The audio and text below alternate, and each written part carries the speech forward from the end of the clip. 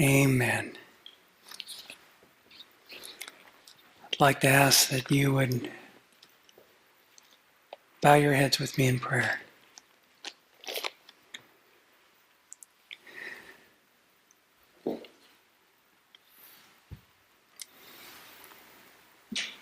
Father,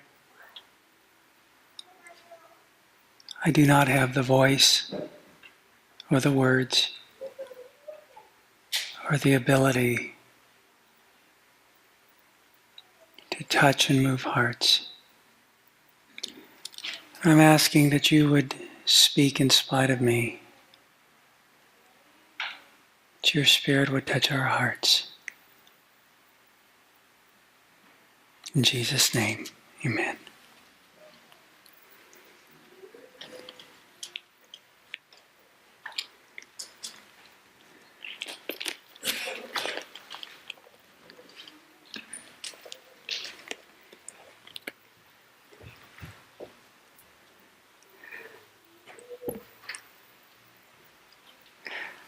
I've entitled today's message, The Widow and the Witch. Today is about two Bible stories. Stories in which there were women, stories in which both women were troubled. Both women had men in their lives, and in both stories, a man is facing imminent death. Both women lived less than 3 miles apart, but they never knew each other because they were born 1,000 years apart.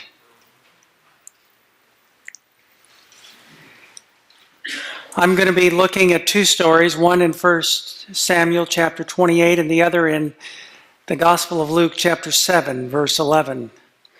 And in Luke 7:11, the Bible tells us that Jesus is well into his second year of ministry. And you know how old he is? He's barely 31.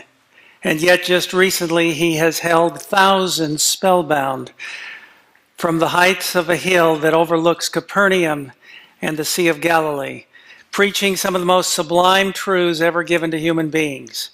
You know them as the Sermon on the Mount. Jesus does not stay on that mountain. He comes back down to Capernaum. And in Capernaum, he encounters a Roman centurion whose faith is so far beyond that of any believer that he's ever met that he's absolutely blown away. And he leaves the centurion with commendation and with the knowledge that his own servant has now been healed. But the Bible tells us that Jesus does not even stay in Capernaum. He has other people to minister to. And the Bible tells us that in verse 11, chapter 7 of Luke, he leaves Capernaum and he heads deep into the south and the west, about 20 to 30 miles, depending on how the roads went, back into familiar territory. Familiar? Because that's where he grew up.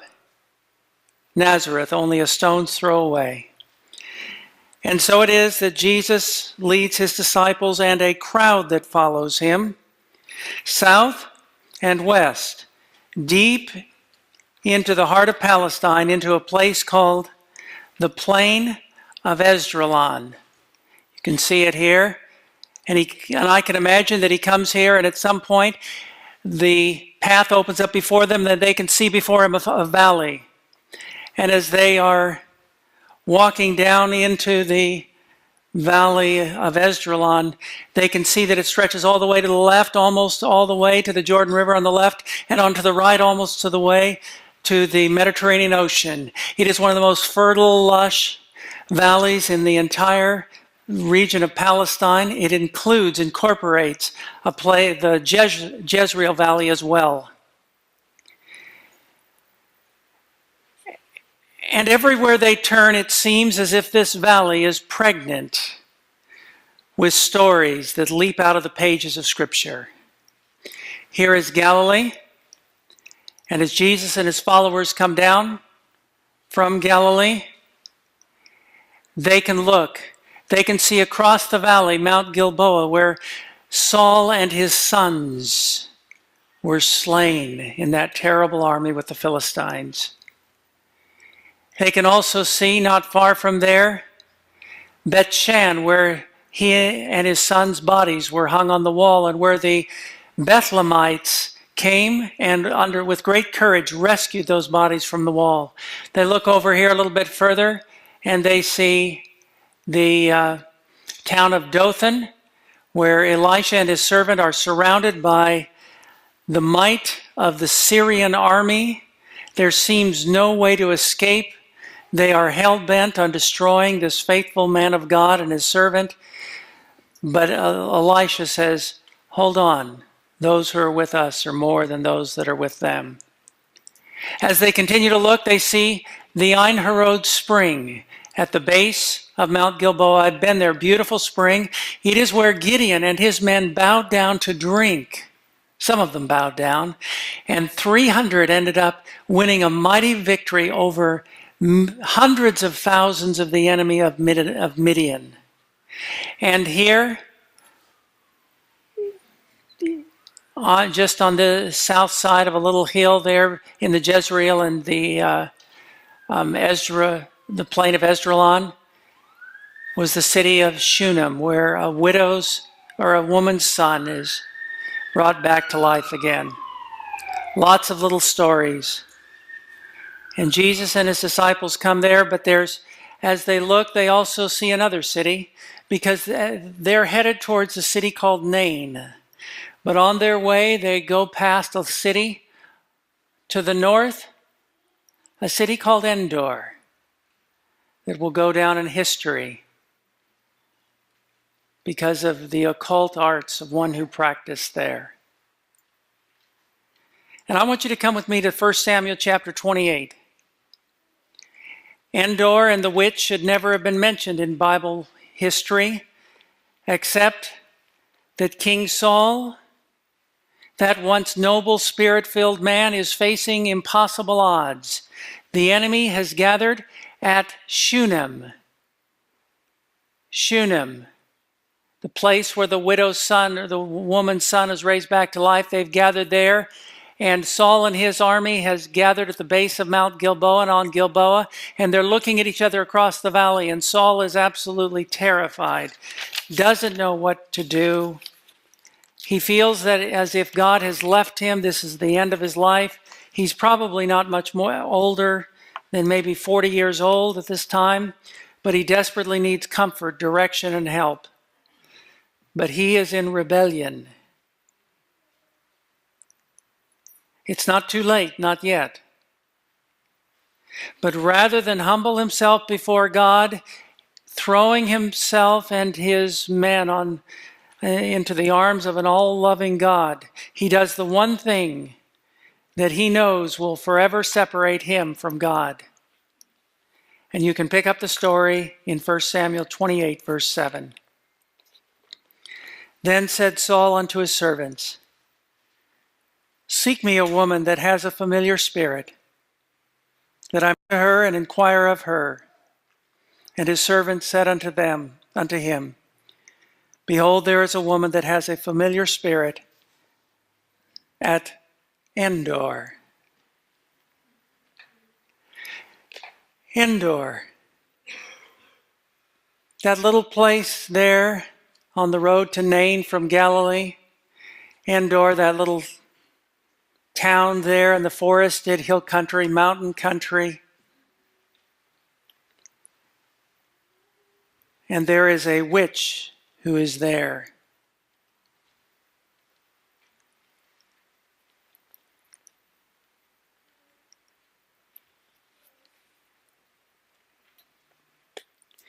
It says that she had a familiar spirit. She had the ability of so-called talking to dead people. The Bible tells us that Saul disguised himself because he had tried to kill these kind of people before, and now he needed their help. He comes to this woman by night under the cover of darkness. They pass the Philistine host between them and Shunem. They circumvent them. They go around them. They climb the slopes of the little hill of Moreh, and then coming down on the other side in a forested seclusion was the lonely home of this sorceress of Endor. And in verse 11, after the pleasantries are exchanged, verse 11, it says, "Then said the woman, 'Whom shall I bring up for you?'" Notice she's going to bring somebody up, not down. Interesting. And he said, "Bring me up Samuel." Do you know why he wanted to bring up Samuel? Do you want to know why he wanted to talk to Samuel? Because Samuel was a prophet of God that most recently had been in Israel and had talked to him. In fact, had rebuked him. But now he needed Samuel's wisdom, but one problem. Samuel was dead. And he said, "I need to speak to somebody. The Urim and the Thummim are no longer speaking to me from the priest's ephod. God doesn't speak through dreams and visions. There's not a prophet. I desperately need wisdom. I need comfort. I need direction. I need to know what's going to happen on tomorrow in this terrible battle. I must have answers. Bring up Samuel." In verse 12, "And when the woman saw Samuel, she cried with a loud voice, and the woman spoke to Saul, saying, 'Why have you deceived me? For you are Saul.' And the king said to her, 'Don't be afraid, to just tell me what you see.' And what did she see? And the woman said to Saul, 'I saw gods,' or a god, 'ascending out of the earth.'" I don't know why he's suddenly seeing God or gods ascending. Samuel wasn't a god. And he said to her, "What form is he?" And she said, "An old man comes up and he's covered with a mantle." Who's the one that's seeing the apparition here? Is it Saul or the witch? The witch is the one who sees the apparition. And she says, "It's an old man covered in a mantle." And immediately Saul says, "That's him." How does he know? It'd be like me saying, "Who is that lady?" "Oh, she had blonde hair." "Oh, I know who that was. That's Hillary Clinton."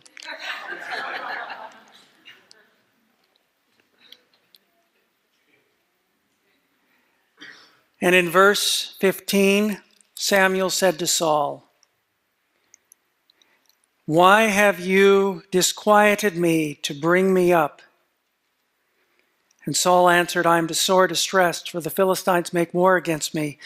God has departed from me and answers me no more, neither by prophets nor by dreams. That's why I've called you, that you may make known unto me what I shall do." Then said Samuel, and then follows some of the most discouraging counsel ever given to human ears. "You have forsaken God. God is your enemy. Why do you expect him to speak to you? You've rebelled against him. Tomorrow you are going to die in battle. Mark your words." Verse number 19, "Moreover, the Lord will also deliver Israel with you into the hands of the Philistines. And tomorrow you and your son shall be with me."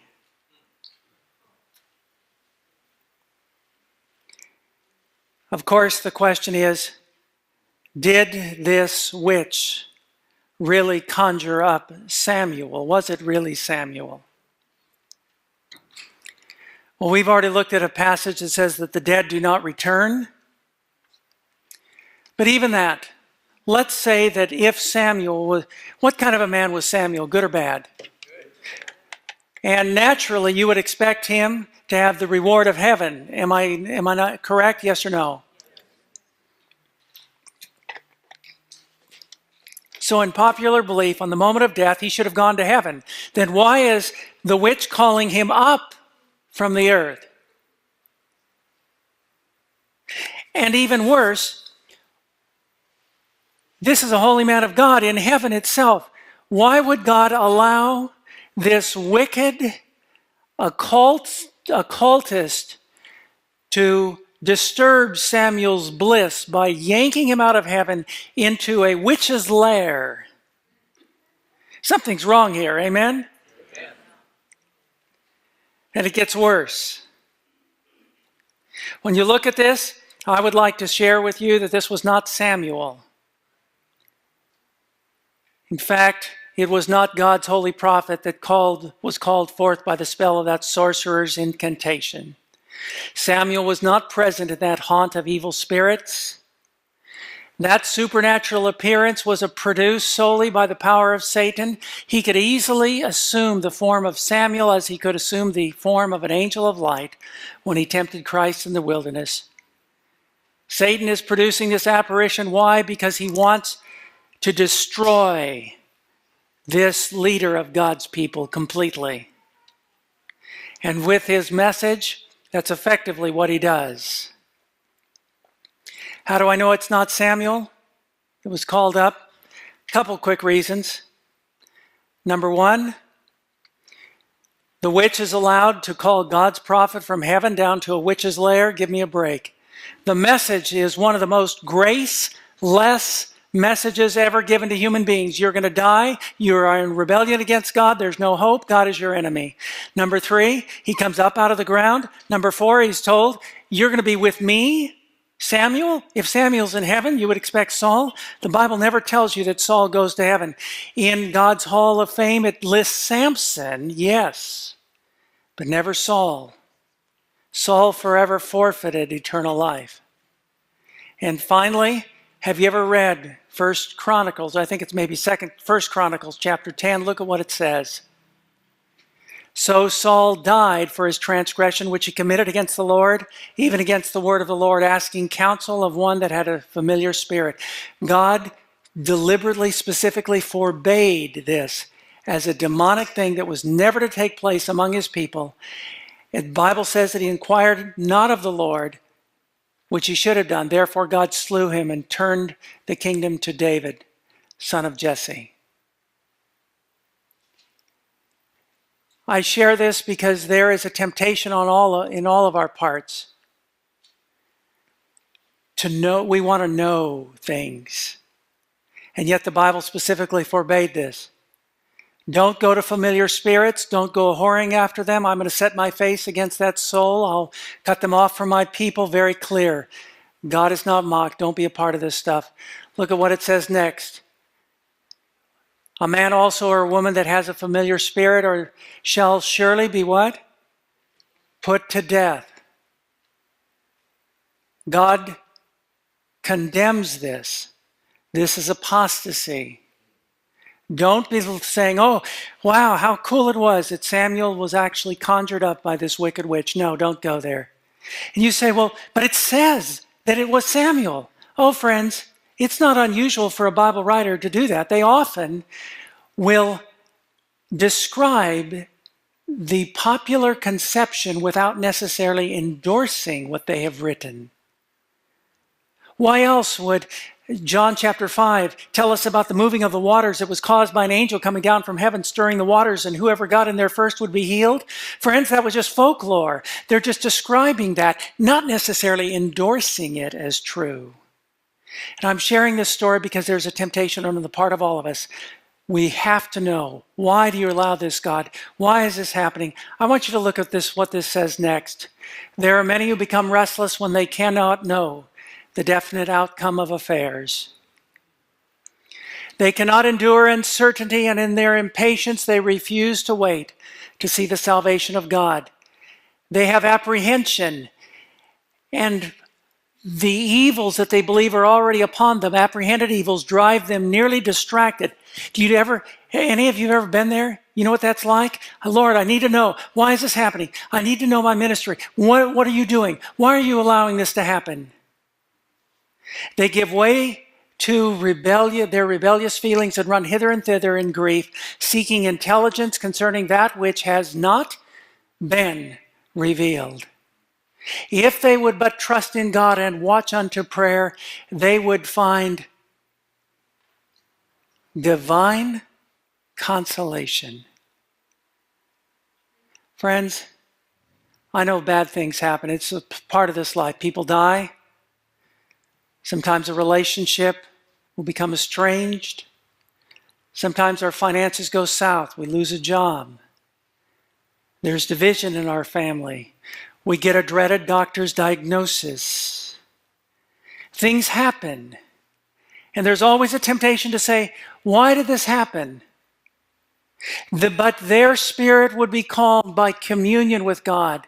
Don't go elsewhere. Don't go to somebody. There's always somebody today. I know a number of people in different churches that say, oh, I'm worried about this. What's my ministry? Or why is this happening? And they go to somebody who has the gift of prophecy and they'll prophesy over them. And I hear the prophecy and I think, I don't think that's of God.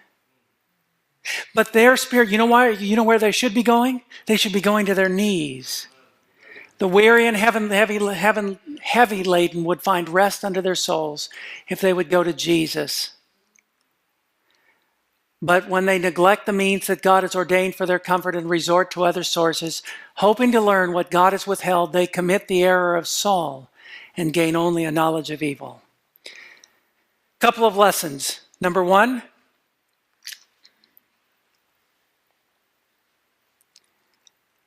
bad things happen, but it's our privilege to trust Him. Trust Him. I don't know what you're going through. Trust Him. I don't know if I can make it. Trust Him. I can't understand what's going on. God, you must tell me. Trust Him. But that's not all. Don't feel you have to know or understand everything. And that's why Saul's life came to a bitter end, because he had to know. All he needed to do was to trust and repent, and God would have interposed victoriously for him. He had to know. 1,000 years later, 3 miles from Endor on the other side of a little valley to the north, actually 3 miles away on the other side of the valley to the south, lay another little town in which there was a woman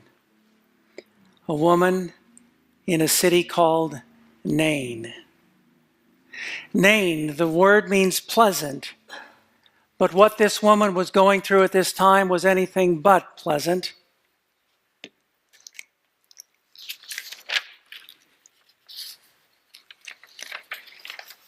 And across that beautiful plain of Esdraelon, on the edge of a hill, was the city of Nain.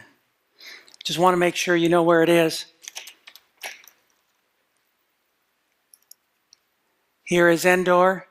Here's Nain. Jesus would have come right by it when he came down to the city of Nain. By the way, if you really want to know, look at this. Check this out. I'll try to get this over there quick.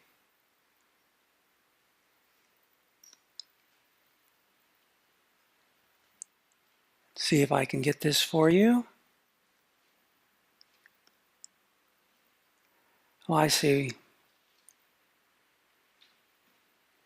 Notice,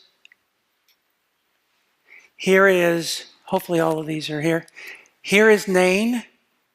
Endor is right here. And here is Nazareth. And if you will look, see here, I'll try to, see there's Endor. And if you zoom out, there is Capernaum up here, Endor, Nain, Nazareth. A little extra here. Thought you might be interested in. City of Nain, overlooking the plain of Esdraelon. Here it is today, modern village of Nain. And in that city there is another woman, a widow. She too is in distress. And there is a man in her life. And that man is her only son. And like Saul before her, that man is facing death. Look with me at the Gospel of Luke chapter 7. Luke chapter 7.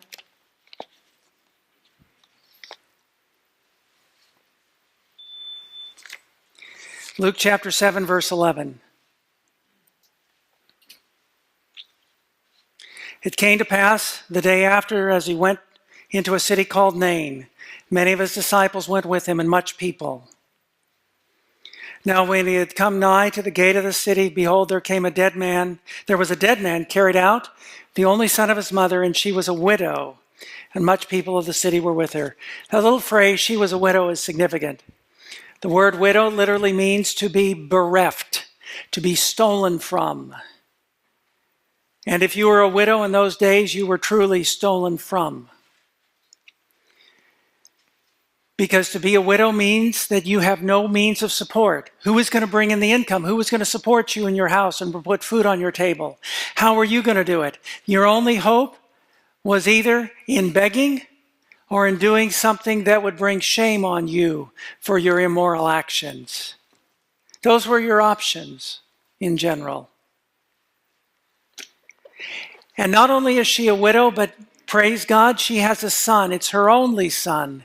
And her son is the one that puts bread on the table. He is her social security as she gets up in years. He is her comfort and her strength. But oh, the Bible record tells us that he falls sick. And I can see this woman at her son's side, bringing him water, bringing him food, wiping his brow. Are you okay? No, Mom, I hurt. Communicating. And finally there comes the last words out of her son's mouth. Mom, I love you. And then it seems as if he slips deeper into death, into a coma. He doesn't speak. And she wipes his brow and she calls for prayer from the elders of the city. And all is to no avail. And now she's doing that final vigil, standing there, seeing his chest rise and fall, but his eyes are closed. And then there comes the time that some of you know all too well. Maybe she slipped into the kitchen to grab something, and when she comes back, there's something different. She puts his hand on his head and it's still warm. Then she moves it down over his nose and mouth and there's no breath. He's not breathing. And all of a sudden her body is convulsed in sobs and the tears flow freely. And she collapses and drapes herself over the body, over the corpse. My son, my only son. And she's kissing him. And the word gets out and the Bible tells us, the Bible doesn't tell us this, but Jewish tradition tells us the next thing she would have done would have been to have bathed her son and clipped his nails and cut his hair. And then she goes out and she buys the necessary wrappings and anointings, whatever is used. She didn't call the mortuary. There were no mortuaries back then. She was it. And lovingly and carefully she wraps her son's body. And the tears flow freely. And then she goes out and she hires the one commercial service available for death. She hires professional mourners. Imagine hiring somebody to do your grieving for you. Ah! Imagine. And she has to hire a couple of flutists by law, Jewish law. And the day comes, and they show up, and there's this great hubbub, the mourning, and and the flutes are playing their mournful sounds, and the people from the city, entire city, gather around her because they love her, and they love her son. And it is incumbent upon them to be present. And then the procession begins, and the mother starts walking, and behind her, a number of men, barefoot, are walking out of her house, holding the stretcher, the bier, if you will, upon which her son is bound. They begin walking out of the house. And they walk maybe a couple hundred feet, and then they stop, and their people are saying beautiful things about the dead. He was a wonderful man. We're going to miss him. And everybody cries even more. And then another group of men, they step in with bare feet, and they carry it another couple hundred feet. And so it continues until they reach the gate of the city. And now they're going to continue on out of the city. They exit that gate. They leave the gate of the city with the sound of timbrels and flutes and wailing and mourning, and a vast crowd of people is following the woman in the casket and her friends behind. They're following it out of the city when, coming up the path towards the city, coming towards them on the same path, Getting near the cemetery that they're headed to is another crowd led by the Prince of Life. And do you know why he's here? I believe it was because he heard the heart cry of this widow. And the two crowds are about to meet. Which one will be stronger? The crowd of life or the crowd of death? The funeral procession, according to Jewish law, should have had rights to completely have right of way. But there is a collision between the two, one led by the Prince of Life and the other symbolized by the work of the Prince of Death. And they meet. And I want you to see Jesus at the head of the crowd of life, coming up the path. The woman perhaps doesn't see him. She is so absorbed in her own grief. And he walks up to her, and I can see him just touch her and say, you know what he says? It says he felt sympathy. Same word that's used in the parable of the Good Samaritan, where the Good Samaritan feels sympathy for the wounded, bruised man. And he feels sympathy, and he touches her, and he says, don't weep. And then he passes her, and he goes to the coffin or to the bier, and he touches that stretcher. It's a symbol, a signal for the bearers, the pallbearers, to come to a halt.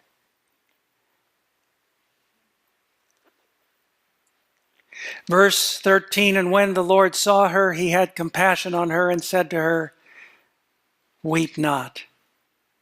And he came and touched the bier, and they that bare him stood still. And Jesus is about to speak.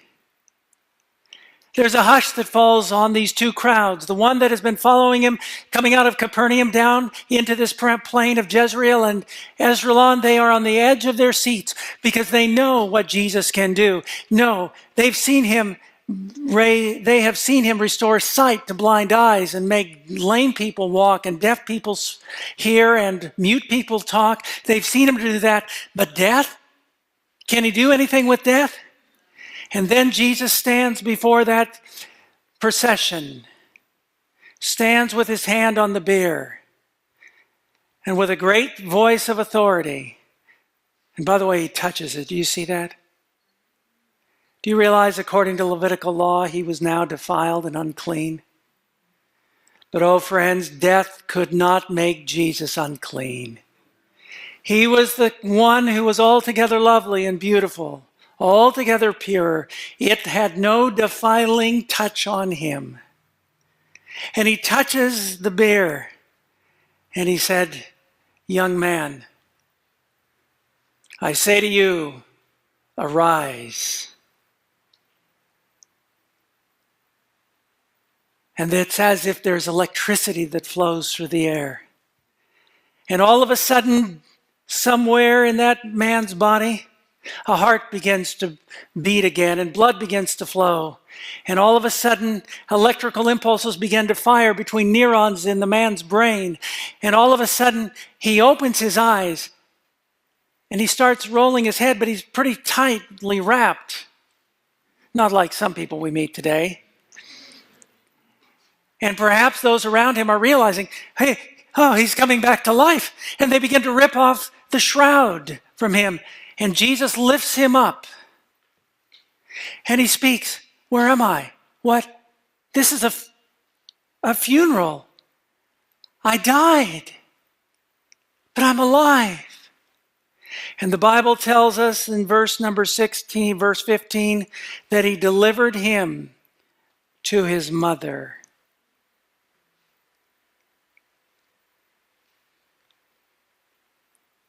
What a story. What an amazing story. Two men, both facing death, both die, but one is resurrected by the life giver and restored to his mother. A couple of quick lessons. Trust God even though times are tough. Don't feel, secondly, that you have to know everything. Trust Him. Third, remember that Jesus has the keys.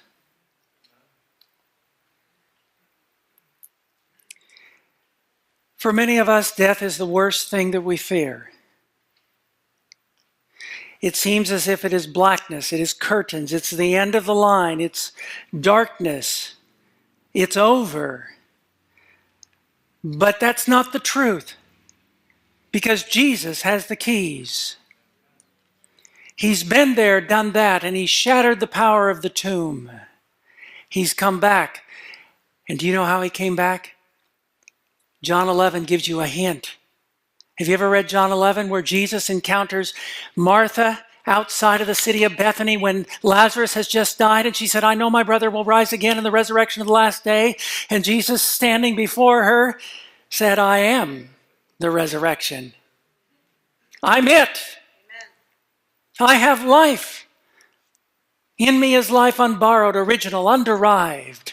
I have power to lay my life down. I have power to take it up again. Friends, if I'm reading the Gospels correctly, when Jesus came back to life, He came back to life, was resurrected by His own power. Oh, friends, if He can do that, He has the keys. And death is not the victor. This is especially encouraging to me. And it may be to you. The Bible says that our hope is in the resurrection, in the return of Jesus, when the dead in Christ shall rise.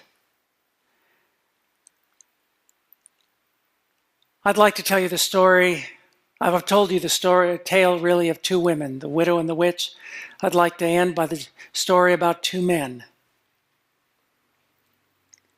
Two men lived for the majority of their lives in the same town, worked at the same hospital, had the same faith, went to the same church, both had families, and neither one of them were men of real faith.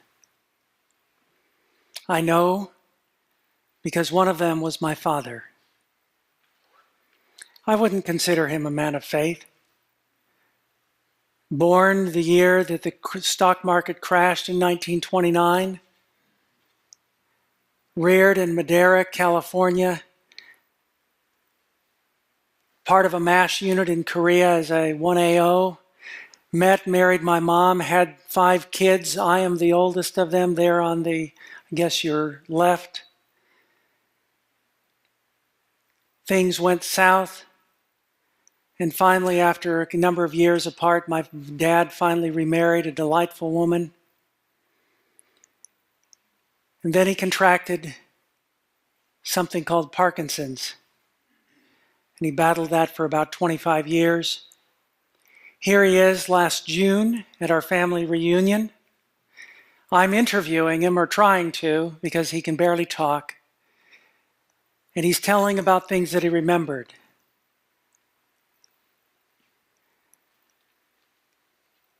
And standing next to him as he took his last breath was one of the hardest things that I've ever had to face. At his funeral, afterwards, to me came the other man, a friend of his, a co-worker at the hospital, a fellow church member. And he came up to me to offer his condolences. This man and my father both had the same circumstances. My father, throughout his life, though he wasn't a man of faith, yet God drew him into the Word. He was constantly reading, put a love of truth into his heart. You could usually find him immersed in some book somewhere. Here he is, it's at Redwood. I think it's not Redwood, it's Philo Camp Meeting. I don't know if you can see it here. I'll have to get it up on the screen. Deeply immersed in one of the red books. And here he is, last Thanksgiving, about a couple weeks before he died. And we would often find him in his chair when he wasn't out working on the tractor or cutting wood or working in the barn. And by the way, it's really tough during your later stages of Parkinson's to do that stuff, but he had an iron will. And yet we'd often find him in this armchair, and he'd have a book in front of him. The book Education, the book Christ's Object Lessons, the book The Desire of Ages. He would be deeply immersed in Scripture, reading the story of the paralytic. And somehow I watched as God created in my father faith and courage and strength. And when he died in the hope of the second coming. Here he is, one Sabbath. I wasn't with you last Thanksgiving because I shared his favorite story, and then Dad interrupted us at the end and said, I have something to share. And using Barbara, his wife, my stepmom, he had us listen to a portion out of an inspiring book called The Great Controversy.